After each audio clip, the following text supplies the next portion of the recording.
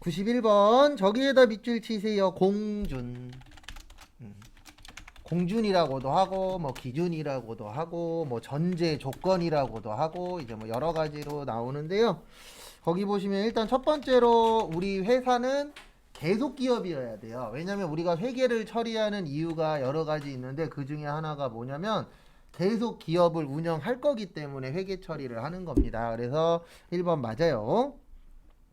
그 다음에 2번 검증 가능성. 당연히 검증을 해야 됩니다. 왜냐면 이 금액이 진짠지 가짠지 확인을 해야 되잖아요. 그래서 검증 가능해야 됩니다. 그 다음에 세 번째 보시면 기업은 뭐가 있어야 돼요? 실체. 그래서 정답 4번이에요. 화폐 단위 측정 아닙니다. 그래서 정답은 4번이세요. 그 다음에 저기 2번 92번 보시면 저기에다 밑줄 치세요. 감모. 그리고 죄송한데 여기에는 정답이 없어요. 그래서 가짜로 답을 하나 만들 거예요. 억지로. 그래서 지금 이 상태는 답이 없습니다. 그래서 그 부분 참고하시고. 일단 감모의 뜻을 아셔야 돼요. 재고자산 감모 손실이라고 있는데 감모의 뜻이 뭐냐면 수량 부족이에요. 그 다음에 공부하시다 보면 이거 많이 나옵니다. 평가. 네, 평가는 금액을 맞추는 걸 평가라고 해요. 그래서 돈을 맞춰봤더니 우리 회사에 좋아. 그러면 이익이 되는 거고 돈을 맞춰봤더니 우리 회사한테 안 좋아. 그러면 뭐가 되는 거예요? 손실. 이런 식으로 이제 나누어지시죠. 그래서 그거 참고하시고. 일단 그래서 정답은 200개에서 150개가 됐어요. 그러면 50개 줄어들었습니다. 그 다음에 원가로 보는 거예요. 왜냐면 금액 맞추는 거는 뭐라고요? 금액 맞추는 거는 평가예요. 그래서 원가가 1000원. 그래서 5만원인데 죄송한데 답이 없어요. 그래서 요거는 임의로 요렇게 할게요. 정답을 1번으로 만들 거예요. 그래서 1번에 거기 재고자산 평가 손실을 재고자산 감모 손실로 바꿔주세요. 그 다음에 대변에 상품 5만원 이렇게 좀 억지로 좀 만들도록 하겠습니다. 그래서 그 부분 참고를 좀 해주시고요. 그 다음에 그래서 정답은 1번. 그 다음에 93번 다음은 현금과 예금을 재무제표에 표시하는 것과 관련된 사항이다. 올바르지 않은 것은 현금과 요금을 예금 및 현금 등가물인데 현금 등가물이 아니고 지금은 현금성 자산이라고 합니다. 그래서 우리 현금 및 현금성 자산 그래서 통화 및 통화대용 증권 그 다음에 요금을 예금 당좌 보통 현금성 자산 취득 당시 만기가 몇 개월이요? 3개월. 그래서 1번은 맞습니다. 그 다음에 2번 저기에다가 밑줄 치세요. 단기. 그래서 우리 단기는 긴 거예요? 짧은 거예요? 짧은 겁니다. 그래서 2번 맞아요. 그 다음에 3번에 당좌 차월 위에나 밑에나 옆에다가 이렇게 적어주세요. 마이너스 통장.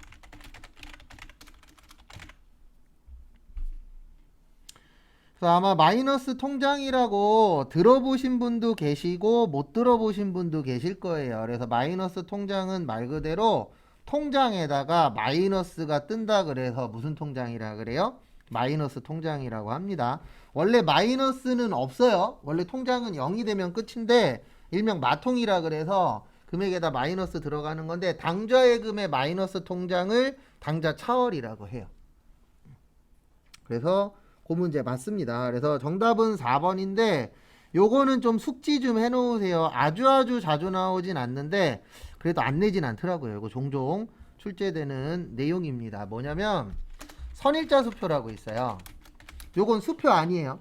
네, 선일자 수표 이게 뭐냐면 수표를 어음처럼 쓰는 걸 수표를 어음처럼 사용하는 걸 뭐라 그래요? 선일자 수표라고 표현을 합니다. 그래서 정답은 몇 번이 되냐면 4번이 되세요. 그래서 현금 및 현금 등가물이 아니고 그냥 어음 처리하는 거예요. 그래서 받을어음이나 지급어음 그렇게 처리를 해주시면 됩니다. 그래서 그거 좀 봐두시고요. 그 다음에 교재는 교재래네. 그 다음에 94번 저기에다 밑줄 치세요. 사체. 사체 나오면 제가 항상 두 줄만 적을 거예요. 몇 줄만 적을 거라고요? 두 줄. 그래서 사체 발행. 그래서 사체 발행은 액면 이자율 기준이고요. 액면 이자율이 크면 할증, 작으면 할인. 그래서 요거 한 줄 쓰고 이제 그 다음에 쓸 게 뭐냐면 두 번째로 쓸 게 사채 상각. 그래서 유효 이자율법 쓰고요. 상각액은 할증 발행이나 할인 발행 모두 증가한다. 그래서 요거 잘 냅니다. 시험 때. 이거 나오면 요거밖에 낼 게 없어요. 상각 아니면 발행. 주로 거의 90% 이상은 요 두 쪽에서 나온다라고 보시면 되세요. 그래서 정답 2번이에요. 사채 상각 나오면 무조건 증가라고 나와야 돼요. 뭐라고 나와야 된다고요? 증가. 근데 거기 2번에 보시면 뭐라고 되어 있죠? 감소라고 되어 있죠. 그래서 정답은 2번입니다. 그래서 저희가 요것만 외우는 이유가 이것 때문에 그래요. 뭐 때문에 그러냐면 여기 시험 문제에 종종 출제가 되시거든요. 그래서 요 파트만 이렇게 좀 기억을 할 겁니다. 그래서 참고해 주세요. 그 다음에 그래서 정답은 몇 번이라고요? 2번이세요. 그 다음에 다음 거 또 보시면은요 11페이지 11페이지 빈 공간에다가 요렇게 좀 적어주세요. 어떻게 적으시냐면 컨트롤 F. 무슨 F요? 컨트롤 F. 그래서 컨트롤 F 갖고 푸는 문제라고 봐주시면 됩니다. 그래서 우리 자본 조정이라고 되어 있어요. 무슨 조정이요? 자본 조정. 그래서 이렇게 하시면 됩니다. 컨트롤 F로 찾으시면 자기 주식, 그 다음에 자기 주식 처분 손실, 주식 할인 발행 차금은 요건 자본 조정이라고 나와요. 그 다음에 전기 오류 수정 손실에다가 옆에다 이렇게 적어주세요. 전기 오류 수정 손실이 요게 버전이 두 가지가 있어요. 몇 가지가 있다고요? 두 가지. 그래서 첫 번째로 중대한 오류다 그러면은 300번대 전기 오류 수정 손익이에요. 이게 제가 그리고 공부하실 때 손익이라고 적어드리면 이렇게 이해하셔야 돼요. 손해도 있고 이익도 있다. 그래서 손실하고 이익을 손익이라고 적어드리기도 합니다. 그래서 그 부분은 참고를 좀 해주시고요. 그 다음에 두 번째 중대하지 않은 오류는 똑같은데 앞에가 구로 시작하는 게 있어요. 그래서 이렇게 두 가지로 나누어진다라는 거 참고 좀 해주시기 바랍니다.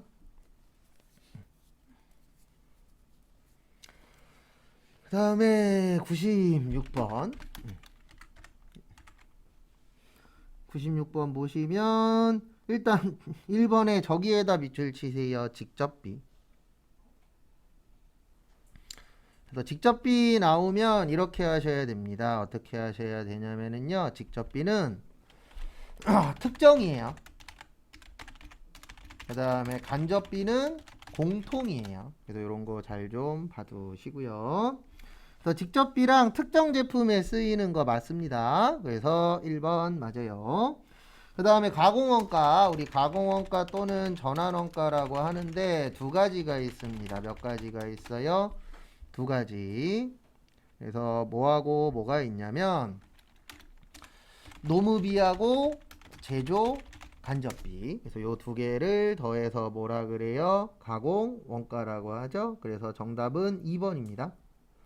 거기 재료비하고 노무비라고 있죠? 재료비하고 노무비 더한 거는 기초원가 또는 기본원가라고 하죠. 그래서 정답은 2번. 직접 재료비하고 직접 노무비. 요런 공식 관련된 문제들은 꼭 숙지를 잘 해주세요. 왜냐면 요런 거 시험에 잘 나오잖아요. 그 다음에 노무비란 노동력 맞고요. 그 다음에 간접비는 공통으로 쓴 거 맞습니다. 그래서 정답은 몇 번이 되는 거세요? 2번이 됩니다. 그 다음에 97번. 요거는 T자 그릴 줄 아시면 도움이 되세요. 저기에다 밑줄 치세요. 총. 일단 정답은 1번입니다. 우리 총 나오면 긴 거 적으라 그랬어요? 짧은 거 적으라 그랬어요? 총 나오면은 짧은 거 적으라 그랬어요. 그래서 T자 그리시면, 그래도 요거는 T자를 좀 그릴 줄 아시면 답 구하는데 좀 도움이 되실 겁니다.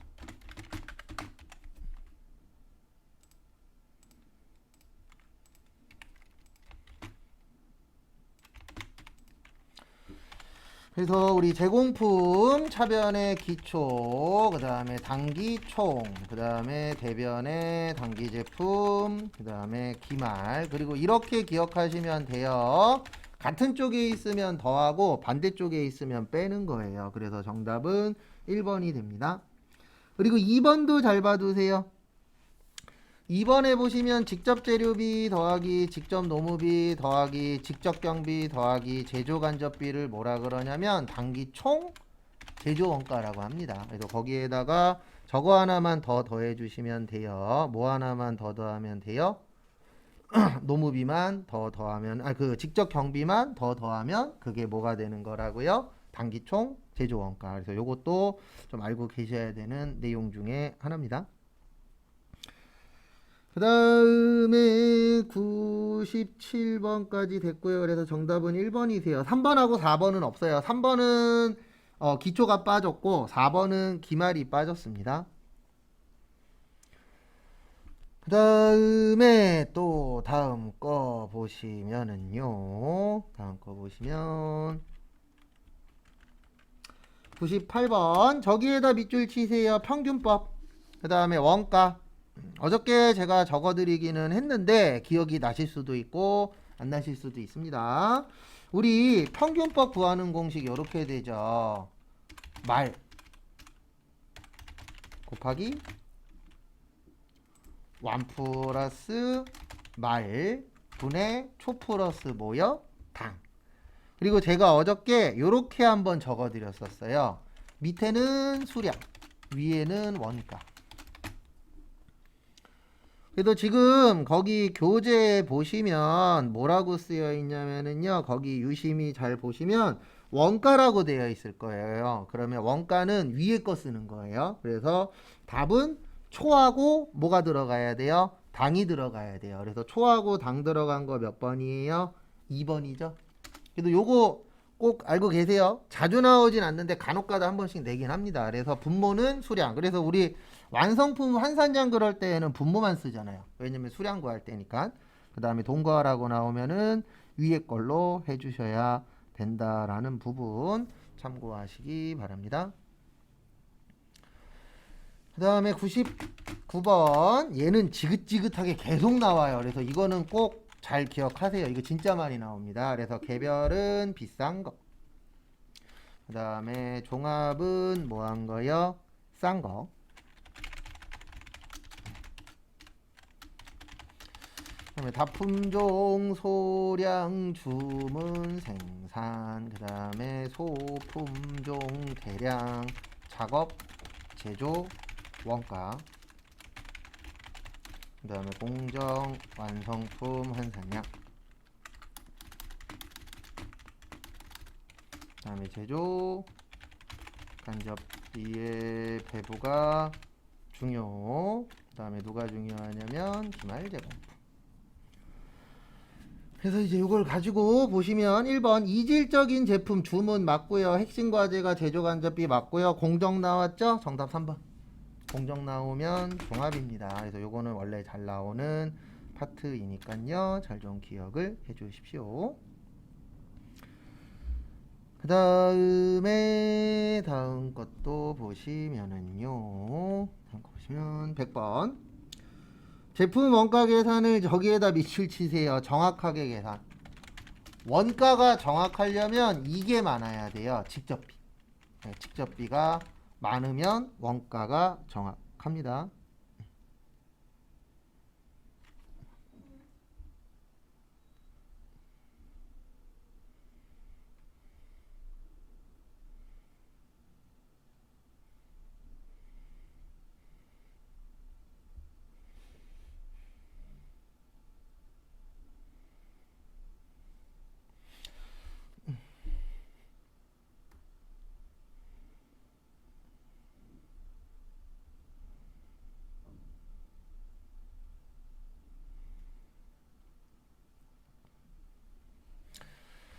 그 다음에 보시면 100번.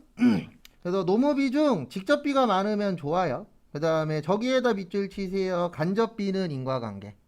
요것도 좀 중요한 내용 중에 하나세요. 그래서 우리 간접비 계산을 해야 되는데 간접비는 항상 인과관계에 의해서 계산을 하는 겁니다. 배분을 하는 거예요. 그래서 간접비 배분 기준은 인과관계예요. 그래서 인과관계가 뭐죠? 원인이 있으면 뭐가 있다? 결과가 있다. 그것도 좀 봐두시고요.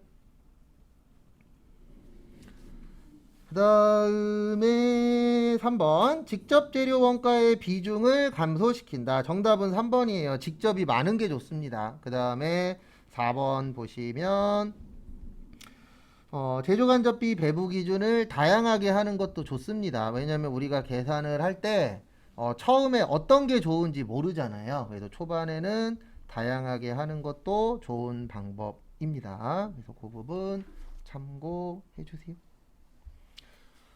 그 다음에 101번 부가가치세 특징 앞에 보시면은요, 우리 부가가치세 특징 보시면 우리 이거 외웠었죠? 간접세 맞고, 그 다음에 직접세 아니고, 일반 소비세 맞고, 개별 소비세 아니고, 전단계 세액공제법 맞고, 거래공제법 아니고, 소비지급 과세원칙. 요 소비지급 과세원칙이 영세율이에요. 그 다음에 생산지급 과세원칙. 그래서 같이 또 보도록 하겠습니다. 그래서 거기 보시면 1번 소비형 부가가치세 맞아요. 그 다음에 전단계 세액공제법 맞습니다. 그 다음에 다단계 거래세 맞고, 직접세 아니고 무슨 세라고요? 간접세예요. 그래서 정답은 몇 번이요? 4번. 그러니까 우리가 외우는 이유는 딱 하나예요. 시험 문제가 그렇게 나와요. 그래서 그것 때문에 외우는 거지 뭐 다른 건 없습니다. 그래서 참고하시고.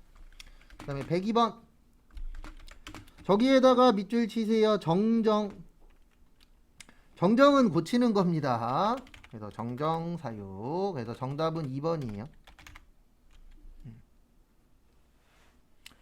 그래서 정정이라는 게 다른 말로 이제 수정인데, 우리가 잘못된 거 있으면 고쳐야 되잖아요. 그래서 이사 가면 고치고, 그 다음에 3번 새로운 사업의 종류 바뀌었을 때도 고치고, 그 다음에 2번에 보시면 사업자 명의 변경인데, 개인 사업자의 명의 변경은 폐업 사유예요. 그 다음에 4번 상속이라고 되어 있는데, 상속은 괜찮고요. 요게 문제가 됩니다. 증여로 인하여 사업자의 명의가 변경되는 때, 요때도 개인 사업자긴 합니다. 그래서 개인 사업자의 명의가 변경되면은 요때는 폐업 사유예요. 그래서 상속이 아니고 증여일 때입니다. 또 그것도 좀 봐두세요. 그래서 정리하시고, 그 다음에 103번 주택에다가 밑줄 치세요. 주택의 임대라는 게 이제 말 그대로 임대, 월세 같은 거 주는 겁니다. 그래서 부가가치세법상 과세 대상이 아니다. 그래서 건물의 임대 시 주택 부분의 면적과 사업용 건물 부분의 면적이 같은 경우 맞는 것은, 그래서 앞에 보십시오. 우리 주택 면적하고 이제 상가 면적 있거든요. 사업용 건물, 그걸 뭐라 그래요? 상가라고 해요. 그래서 주택 면적이 상가 면적보다 크면 전부를 주택으로 봐줘요.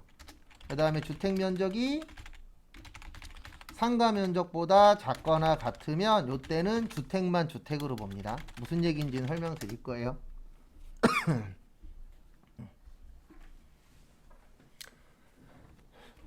그래서 요거는 수요와 공급의 법칙을 이해를 하시면은 무슨 얘기인지 이해가 되실 거예요. 뭐 지금 이제 부동산 가격이 떨어지고 있긴 하지만 그래도 부동산이 비싸기는 하죠. 그래서 국가에서 생각을 한 게 뭐냐면, 집 짓는 사람들한테, 집 지어서 파는 사람들한테 세금을 깎아주겠다고 유도를 하는 거예요. 그래서 어떻게 유도하냐면은 우리가 일명 주상복합이라고 표현하죠. 주택도 있고 상가도 있고, 요런 거를 지을 때에 상가보다 집을 더 많이 지으라는 뜻이에요. 그러면은 국가에서 뭐를 주겠다? 혜택을 주겠다. 예, 왜냐하면 그냥 지으세요 그러면 사람들 안 짓잖아요. 그러면 뭔가 혜택을 줘야 됩니다. 그래서 그 혜택 중에 하나가 세금을 깎아주겠다는 얘기예요. 왜냐하면 일반적으로 주택은 면세거든요. 근데 상가는 무조건 과세예요. 그러면 생각을 해보세요. 만약에 월세가 100만 원이에요. 월세가 100만 원이면 면세면은 100만 원만 내면 끝이거든요. 근데 과세가 되면은 110만 원 내야 돼요. 왜냐면 부가세 몇 프로니까? 10%니까. 그래서 이런 식으로 이제 나누어져 있습니다. 그래서 국가에서 유도하는 거예요. 그래서 무슨 유도를 하냐면은 집을 더 많이 짓게끔. 왜냐면 우리 수요와 공급의 법칙에 의하면은 집이 남아 돌아. 그러면 집 가격은 오를 거예요? 떨어질 거예요? 떨어지겠죠. 그래서 집값이 떨어지는 이유는 딱 두 가지밖에 없어요. 집이 너무 많거나 아니면 집 살 사람이 없거나. 근데 지금은 이제 가격 문제도 있고 이자율 문제도 있긴 하죠. 근데 저는 앞으로 떨어질 거라고 보는 사람이에요. 근데 수도권은 안 떨어질 거고, 아니 수도권은 조금 떨어질 거고 지방이 많이 떨어질 거예요. 왜냐면 인구가 없어서 딴 거 다 필요 없고 인구가 수도권 쪽으로 몰리잖아요. 그래서 지금 상황도 그런 상황이기 때문에 아마 지방 집값은 좀 많이 떨어지지 않을까. 뉴스에도 계속 나오잖아요. 서울에 있는 일반 고등학교도 조만간 하나 없어져요. 하나인가 두 개. 서울이 그 정도면 지방은 훨씬 더 속도가 빠를 거거든요. 없어지는 속도가. 그러면 집값은 떨어질 수밖에 없겠죠. 근데 어쨌든 국가에서 유도하는 거예요. 집 많이 지으라고. 상가 많이 짓지 말고. 네, 그래서 103번 정답은 주택만 주택으로 본다. 정답은 1번. 여기 있잖아요. 주택 면적이 이렇게 같다고 되어 있잖아요. 작거나 같으면 주택만 뭘로 본다고요? 주택으로. 그래서 정답은 1번입니다. 근데 이런 거 외우라고는 솔직히 설명 못 드려요. 왜냐면 잘 내는 내용도 아니고 어쩌다 한 번씩 나오는 내용이라. 그래서 이런 거보다는 일단 104번 보시면 원천징수에다 밑줄 치세요. 원천징수가 뭐죠? 원천징수가 돈 주고 받을 때 세금 떼는 걸 원천징수라 그래요. 그래서 간단하게 적어드리면 돈을 주고 받을 때 세금을 제외하는 것. 그래서 정답 3번이에요. 왜냐면 부동산 임대소득이 월세거든요. 우리 월세 주고받을 때 세금 떼고 주고받아요? 있는 그대로 다 줘요? 있는 그대로 다 줍니다. 맞잖아요. 만약에 월세가 보증금 1,000만 원에 월세 100만 원이야. 그러면 줄 때 세금 떼고 주는 게 아니잖아요. 100만 원 다 주잖아요. 그래서 원천징수라는 게 돈 줄 때 세금 떼는 겁니다. 근데 세금 떼는 게 없기 때문에 정답은 3번이세요. 그래서 이자 받을 때 세금 떼고 받고요. 근로소득이 월급 받는 겁니다. 월급 받을 때도 세금 떼고 받고 퇴직금 받을 때에도 다 안 줘요. 못 떼고 줘요. 세금 떼고 줍니다. 그래서 정답은 3번. 그리고 105번 같은 경우에는 제가 교재 위치만 좀 알려드릴게요. 교재 안 보셔도 돼요. 네, 외우지 말라고 알려드리는 거예요. 이거 너무 많아서 양이. 어디 갔냐? 이쪽 어딘데? 교재 423페이지. 여긴 또 교재가 또 나오다 말았구나. 잠시만요. 이 교재는 또 한 번에 다 안 넣어놨네. 일단 423페이지랑 두 군데를 봐야 돼요. 여기는 또 이렇게 만들어놨지? 여긴 또 없네. 일단 423페이지를 외워야 돼요. 이걸 맞추려면. 근데 이거 너무 양이 많거든요. 그래서 정답은 1번입니다. 그래서 105번은 보지 마세요. 그냥. 왜냐면 이런 거 외울 시간에 딴 거 외우는 게 좋습니다. 쓸데없는 말이 너무 많은 내용이라.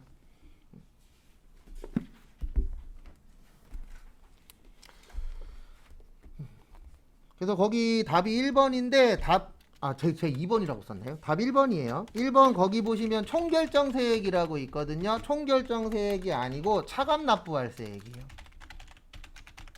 거기 써 있어요. 몇 페이지에 써 있냐면 423페이지에. 저는 이런 거 보라고는 안 합니다. 왜냐면 이거 하나 맞추려면 이걸 다 외워야 돼요. 여기 423페이지 이거를 이 한 바닥을 다 외워야 423페이지 105번을 맞출 확률이 올라가는 거거든요. 근데 자주 나오지도 않고 그리고 소득세가 이론이 어려울 수밖에 없어요. 왜냐면 이론이 무려 2문제 나온다 그랬잖아요. 그래서 이론 쪽보다는 실기는 15점 나오거든요. 이론은 2문제에 4점이고 그래서 어쩔 수 없이 저희는 배점이 좀 더 센 쪽에다가 치중을 할 수밖에 없습니다. 또 그건 참고를 좀 해주시고요. 그 다음에 106번 넘어오세요. 그 423페이지 제일 밑에 써 있어요. 차감 납부할 세액이라고. 그 다음에 106번 현금 등가물이 지금은 현금 및 현금성 자산으로 바뀌었습니다. 그래서 매입 현금 통화 및 통화대용 증권. 그 다음에 요구 불예금 당좌고 보통. 그 다음에 현금성 자산 취득 당시 만기가 몇 개월이요? 3개월. 이렇게 좀 봐두시고요. 그 다음에 요걸 가지고 이제 또 하나씩 보도록 하겠습니다. 지폐 맞죠? 우표 아니에요. 우리 우표 돈처럼 쓰진 않잖아요. 그 다음에 타임 발행 수표 맞고요. 수입인지 아니고 우편안 맞아요. 우편안이 뭐냐면 우편으로 오는 증서를 우편안이라고 표현해요. 그래서 풀네임은 우편안 증서입니다.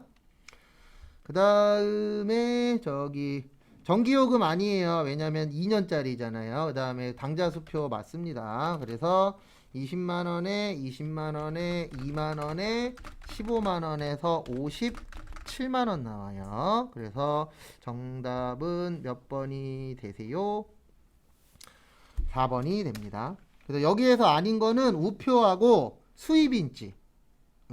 수입인지가 뭐냐면 저기 법원에 가면은 서류 낼 때 인지 부치라고 하거든요. 그래서 그거는 세금과 공과로 많이 처리해요. 왜냐면 국가에서 가져가는 돈이라. 그 다음에 정기예금은 3개월이 아니고 2년이죠. 그래서 정답은 4번입니다. 이거 한 번만 통화대용 증권 네. 정리 한 번만 해주실 수 있나요? 너무 많아서 정리 못해요.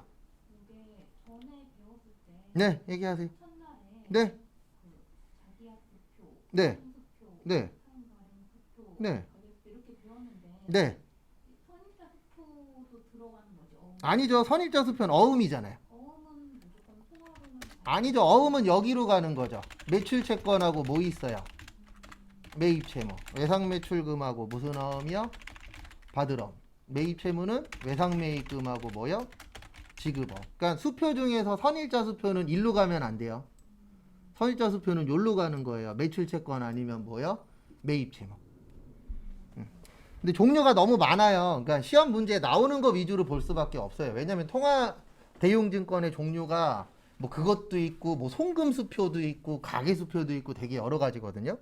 그래서 그거를 다 외울 수는 없어요. 그 내용에 나오는 거 위주로 보시고 그다음에 선일자 수표는 이쪽으로 가는 거예요. 어음 처리하니까 매출 채권이나 뭐요?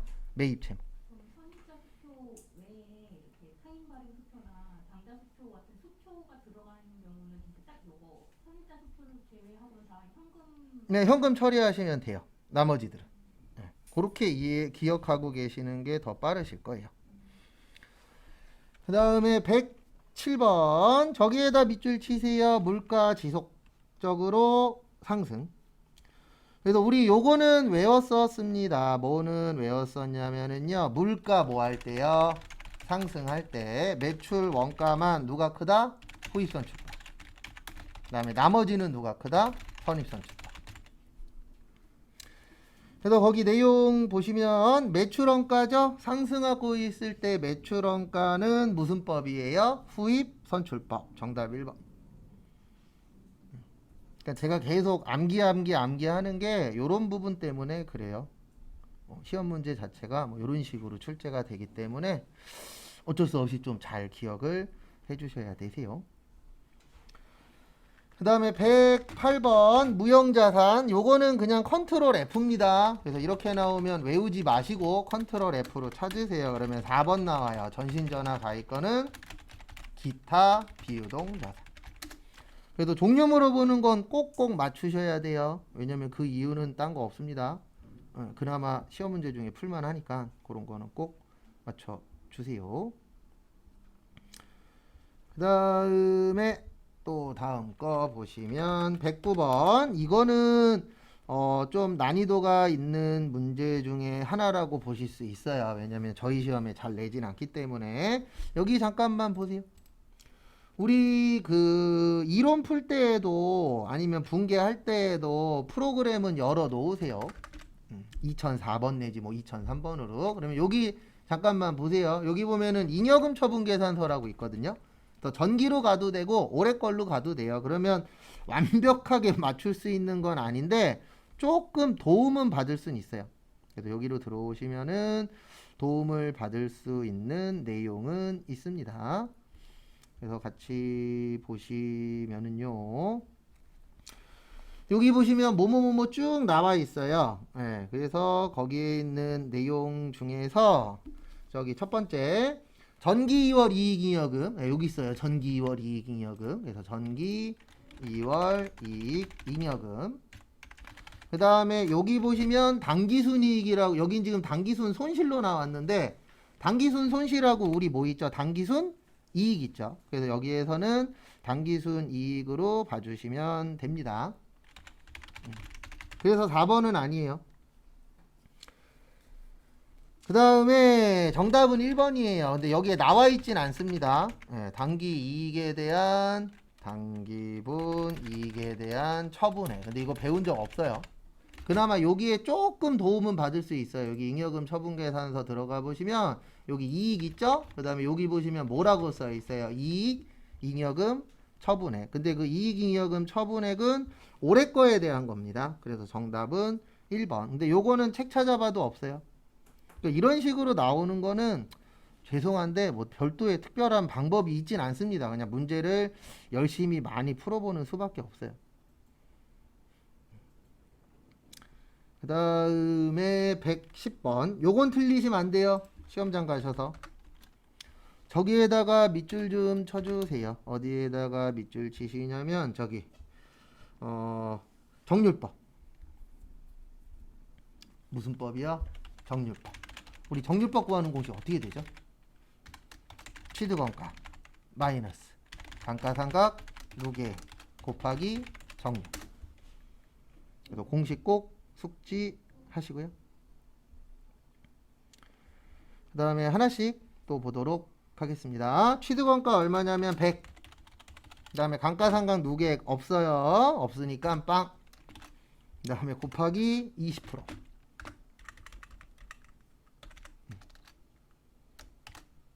0 곱하기 20% 하면 20만원 나와요. 요게 1차. 거기 3차까지 구하라고 되어 있어요. 3기까지. 여기 1기. 그 다음에 빼기 20 곱하기 20%. 그래서 16만원. 요게 2기. 그 다음에 100만원 빼기 36만원 곱하기 20%. 그러면 12만 8천원. 그래서 요게 3기. 그래서 정답은 3번. 그러니까 누계액은 합친 거예요. 누적된 금액. 그래서 그 부분 참고해 주세요.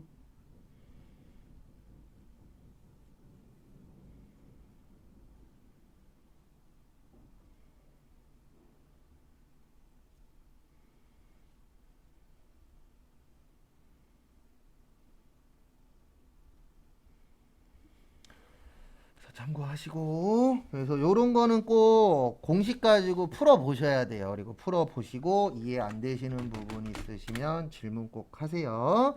그 다음에 111번 저기에다 밑줄 치세요. 평균법. 그리고 앞에 봐주시면 감사하겠습니다. 무슨 법이라고요? 평균법이에요. 그러면 이거 기억나실지 모르겠습니다. 아까도 적었었는데 평균법은 말 곱하기 그 다음에 완 플러스 말 분의 초 플러스 당. 위에는 원가 밑에는 수량. 이라고 기억을 해주셔야 마출 확률이 올라가요. 그래서 같이 보시면은요, 거기 내용 보시면 기말 제공품의 완성도, 완이 밑에 있죠? 예, 그러니까 맞고, 그 다음에 기초 제공품의 물량, 여기 보세요. 초는 위에 있어요, 밑에 있어요? 밑에 있죠? 그러면 밑에 있으면 뭐라고요? 밑에 있으면은 수량이에요. 근데 거기 보시면 물량 맞죠? 그 다음에 완성품의 물량, 기초 제공품의 물량이라고 되어 있죠? 초는 위에 있으니까 물량이 아니고 뭐가 필요해요? 원가가 필요해요. 그래서 정답은 2번입니다. 다시 한 번 더 설명드릴게요. 앞에 잠시만 보세요. 이거 이렇게 푸는 거예요. 어떻게 푸는 거냐면 거기 지금 지문에 보시면 물어본 게 이거잖아요. 뭐 물어봤냐면은 필요하지 않은 자료 평균법일 때, 그러면 우리 초가 위에 있어요, 밑에 있어요?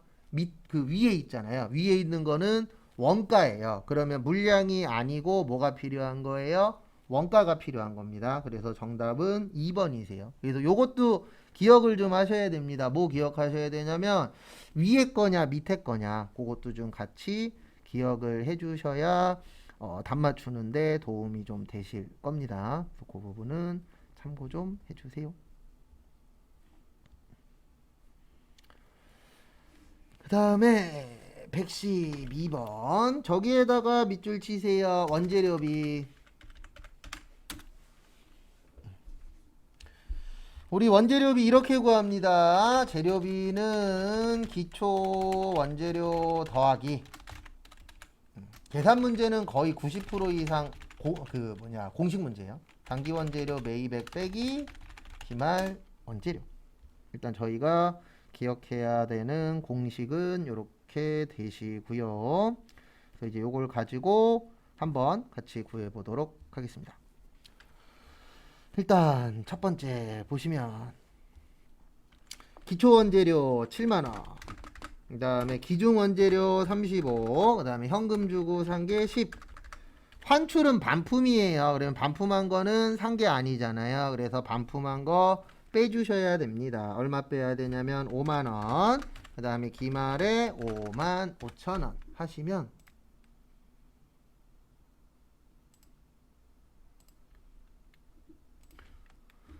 (7만원) (35만원) (10만원) (5만원) (5만 5천원) 빼면 (32만 5천원) 나와요. 그래서 32만 5천원. 잠시만요. 없는데? 계산책이 잘못 눌렀나? 7만원 35에 10 여기까지 맞고, 그 다음에 5만 5천원 빼고 5만원 빼면, 제가 잘못 두드렸네요. 41만 5천원입니다. 죄송합니다. 정답 1번. 제가 계산기 잘못 쳤어요.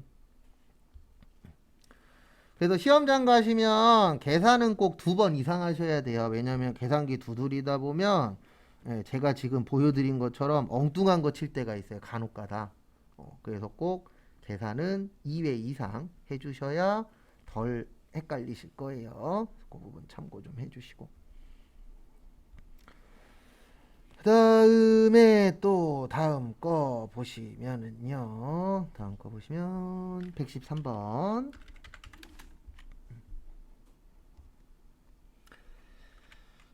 또 나왔습니다. 저기에다 밑줄 치세요. 완성품 환산량. 그래서 완성품 환산량은 분모만 쓴다 그랬죠. 그래서 정답은 1번이에요. 저기에다 동그라미 치세요. 항상 똑같은 건 아닙니다. 우리가 계산했을 때에 같을 수도 있지만 뭐 할 수도 있죠? 다를 수도 있죠. 그래서 정답은 몇 번이 되는 거세요? 1번이 됩니다. 그 다음에 2번, 환산량이라는 건 변형하는 거예요. 그래서 거기에 있는 내용 맞습니다. 그래서 2번 맞고, 그 다음에 3번, 재료를 생산 공정의 초기에 투입하는 경우에는 우리 초기에 투입하면 완성도는 100%라 그랬잖아요. 그럼 100%면은 영향이 있는 거예요, 없는 거예요? 없다라고 보는 거죠. 그래서 거기에 있는 내용 맞습니다. 그 다음에 또 다음 거 보시면 114번, 저기에다 밑줄 치세요. 직접 재료비 기준. 그래서 우리 항상 중요한 게 뭐예요? 기준이에요. 그래서 기준 항상 잘 봐두셔야 됩니다. 그래서 직접 재료비를 기준으로 하신대요. 그래서 거기 보시면 항상 우리 계산할 때 이렇게 계산하는 거예요. 제조간접비 100만 원을 나눌 겁니다. 그 다음에 항상 제가 몇 분의 몇 이런 거 많이 쓰거든요. 그래서 그 몇 분의 몇 하실 때는 요걸 좀 알고 계셔야 돼요. 뭐 알고 계셔야 되냐면 지금 전체가 100만 원이에요. 그 다음에 우리는 A니까 30만 원. 그래서 제가 항상 그 분수 쓸 때 이렇게 이해를 하셔야 돼요. 어떻게 이해를 하셔야 되냐면 전체분에 해당되는 거. 그래서 지금 전체가 100만 원이고요. 그 다음에 거기에 해당되는 게 얼마예요? 30만 원이죠. 왜냐면 지금 우리는 A를 하고 있기 때문에. 그래서 그런 것들도 좀 봐두시기 바랍니다.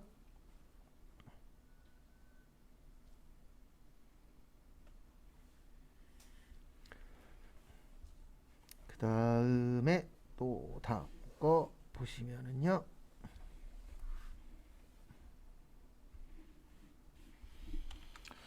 그래서 30만 원 나와요. 정답은 2번. 그래서 앞으로 제가 이거 되게 많이 그릴 거예요. 뭐 많이 그릴 거냐면은 저거 분수 많이 쓸 거예요. 그래서 제가 분수 그려드리면 어떻게 이해하셔야 되냐면 전체분에 해당되는 거 이런 식으로 좀 기억을 해주셔야 됩니다.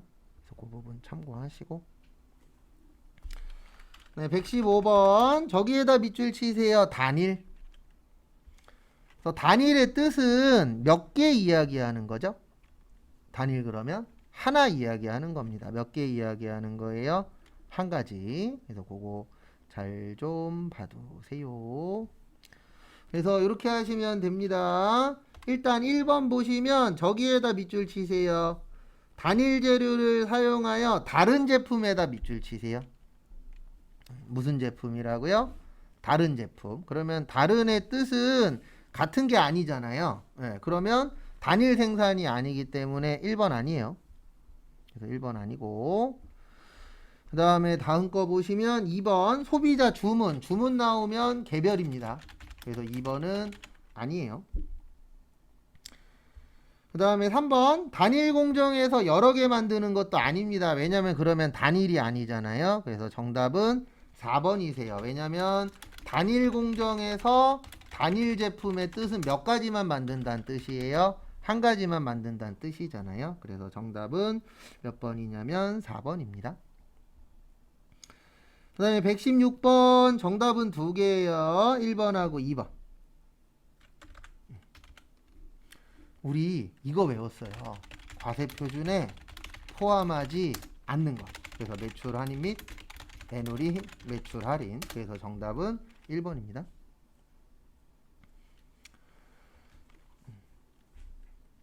그 다음에 117번은 죄송한데 요게 답이 두 개예요. 1번하고 3번이에요. 답. 그래서 왜 1번, 3번이냐면 일단 우리나라는 일반적으로 세율 그러면 부가가치세는 10% 단일세율이에요. 그래서 1번 틀렸고 그 다음에 3번 틀린 이유는 우리 간이가세자 외울 때 이렇게 외웠잖아요. 개인만 가능.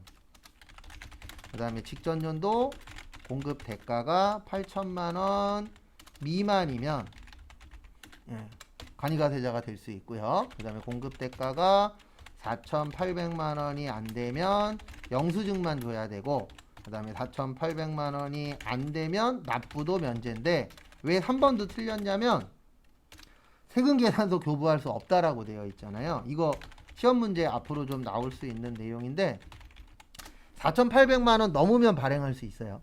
그러니까 4,800이 안 된다라는 문구가 나와야 되는데 그 문구가 빠졌어요. 그래서 1번하고 3번.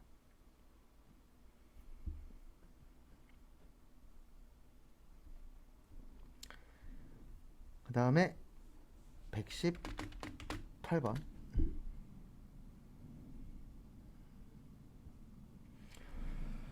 그래서 다음은 소득세에 대한 겁니다. 1번 보시면 토지, 건물 및 부동산에 관한 권리의 양도가액과 취득가액은 원칙적으로 양도 당시 및 취득 당시의 실거래가 맞아요. 그래서 1번 맞고요.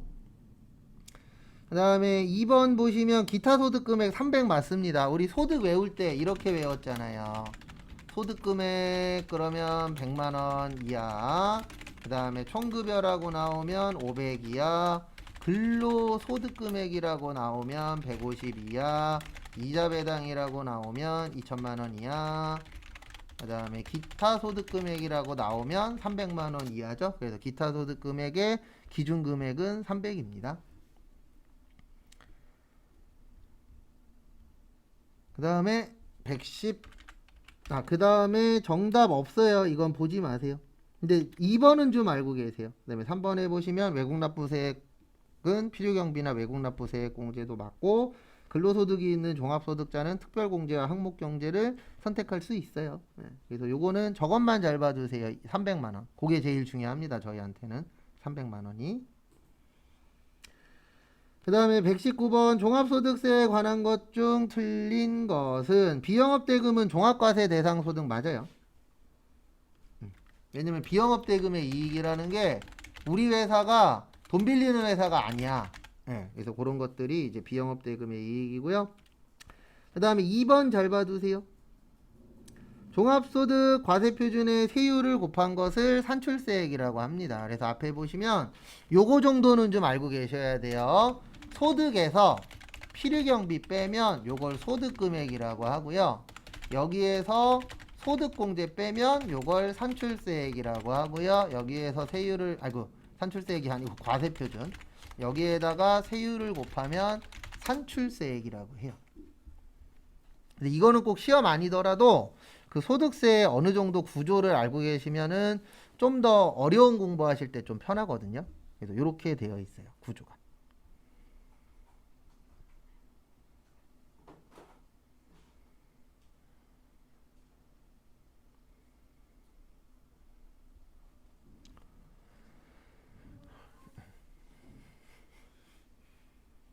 그 다음에 120번 맞추려고 우리 저번에 세율 외우라고 설명드린 거였어요. 일단 정답은 4번입니다. 틀린 거죠? 1번, 2번, 3번. 4번 빼놓고 다 답이에요.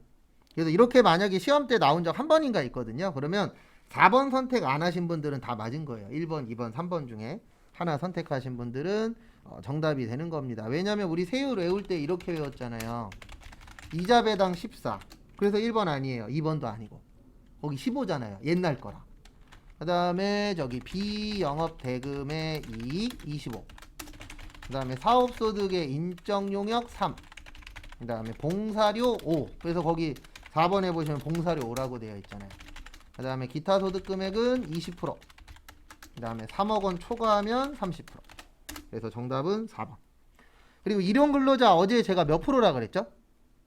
혹시 기억나세요? 일용근로자는 6%예요. 왜냐하면 우리나라 최저세율이 6%부터 45%까지 있어요. 그래서 돈 많이 버시는 분들은 세금으로 반 나가요. 근데 세금으로 반 정도 나가려면 못해도 연봉이 한 5억은 넘어야 돼요. 그런 분들은 내가 버는 돈의 반 정도가 세금으로 나갑니다. 왜냐면 우리나라 최고 세율이 45%거든요. 그럼 여기에다가 저기 지방소득세까지 하면 지방소득세가 4.5%예요. 그럼 45%에다 4.5% 더하면 49.5%잖아요. 그래서 많이 버시는 분들이 진짜 많이 내요. 그리고 적게 버시는 분들은 진짜 적게 냅니다. 그래서 가끔씩 국회의원들이 좀 짜증나는 얘기 하잖아요. 세금도 안 내는 것들이 막 이런 식으로. 그래서 예전에 어느 당인지 정확하게 기억 안 나는데 돈 안 벌어도 세금 무조건 내도록 10,000원씩이라도 내도록 1년에 그런 거를 이제 법으로 만들려고 한 당도 있었어요.